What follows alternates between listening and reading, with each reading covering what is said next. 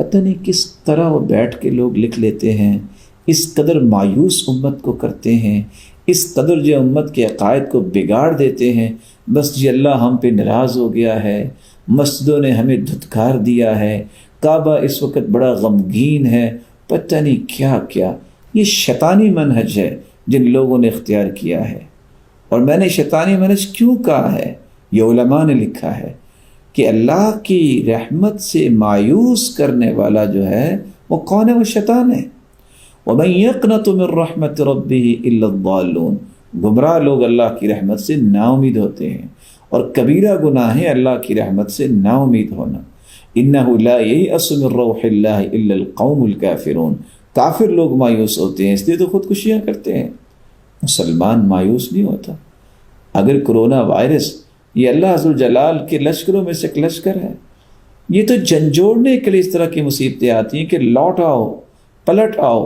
وہ دوبارہ ہم سے کچھ سننا چاہتا ہے کہ ہم نے توبہ کر لی، ہم زیادہ اچھے طریقے سے زندگی گزاریں گے، اور اللہ تعالیٰ نے اس کا علاج بھی امت کو بتا دیا ہے۔ یہ اذکار کیجئے، احتیاطات کیجئے۔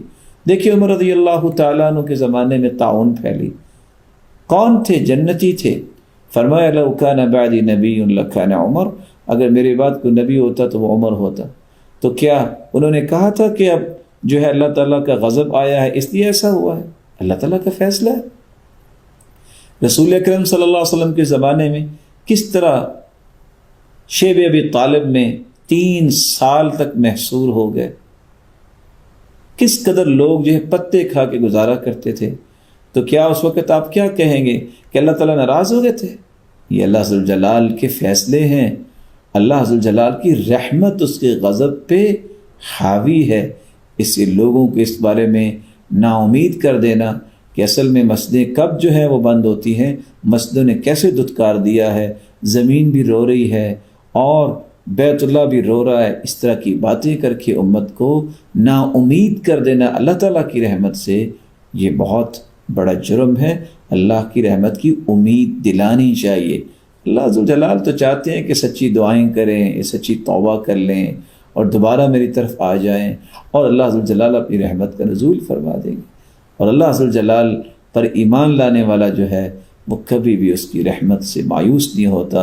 اور حدیث کے الفاظ ہیں وَرَحْمَتِي وَسِعَتْ كُلَّ شَيْءٍ، میری رحمت، قرآن کی آیت ہے وَرَحْمَتِي وَسِعَتْ كُلَّ شَيْءٍ، ہر چیز پہ میری رحمت وسیع ہے، اور ان رحمتی تغلب غضبی، میری رحمت میرے غصے پہ غالب آ گئی ہے۔ علماء یہ لکھتے ہیں کہ ایک وقت ایسا بھی آیا جہاں اس طرح کی وبا پھیلی اور اس قدر لوگ مرے کہ ہر روز کو لاشیں اٹھانے کے لیے نہیں تھا تیار ہوتا تھا کہ اس قدر لاشیں ہوتی۔ تو وقت کے خلیفہ نے علماء کو جمع کیا اور فیصلہ کیا گیا کہ اگر اس مصیبت سے جان چھڑانی ہے تو 2 کام کرنے پڑیں گے۔ موسیقی، آلات طرب، جو اللہ کی نافرمانی کی یہ آلات تھے، ان کو توڑوا دیا گیا، اور امر بالمعروف اور نہی عن المنکر کی ایک کمیٹی قائم کی گئی، نیکی کا حکم کرنا اور برائی سے منع کرنا۔ تو اس کام کرنے سے رب تعالیٰ نے 1 ہفتے کے اندر یہ وبا ختم کر دی۔